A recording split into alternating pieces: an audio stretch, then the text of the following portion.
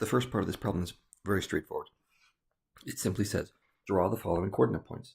So all you have to do is use these xy coordinate points right here and literally draw that. So I'm going to start with -5, 4.1. It just wants you to select this little dot thing here. It's probably already selected for you. I don't think you have to push it.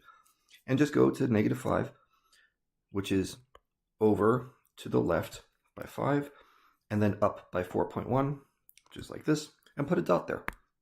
Now don't get too worried about being exactly right. You want to be pretty close, but it's okay if you're not exactly right. So I'm going to put my dot there, say slightly above 4. And then I've got -4 and 0.5. So that's going to go over here. -3 and -1.1, something like that. -2 and -0.7. Maybe over here. -1, 1.7. Okay, and then 0 and 6.1. All right, so I've got all the dots made. The real decision part of this problem comes when it says, hey, what kind of a function is this approximately? We're given 3 options. It could be quadratic, it could be exponential, and it could be linear. So let's just talk about what those things are quickly.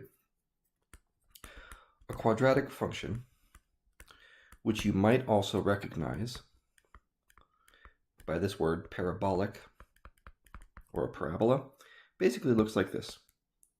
Something like a U shape. It could be upside down, could be sideways, but that's what they look like. And then exponential functions look kind of like this. So they start kind of flat and then all of a sudden shoot up, kind of like COVID cases a couple years ago. And then linear functions, that's the third option. Linear the functions are the easiest of all of them. Those are just a straight line, like that.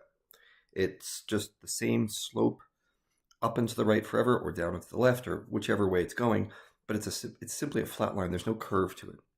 So if you look at this set of dots that we have here, it's pretty clearly quadratic, and I'm just going to connect these roughly.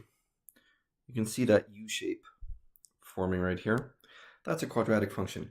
And I knew it when I was looking at these points without even plotting it, because I was looking at the y values and I noticed, hey, this is pretty high. And then we got to low values in here, and then we got back to high values again. And that kind of a turnaround, that bending in a function, did give away that that's a quadratic function.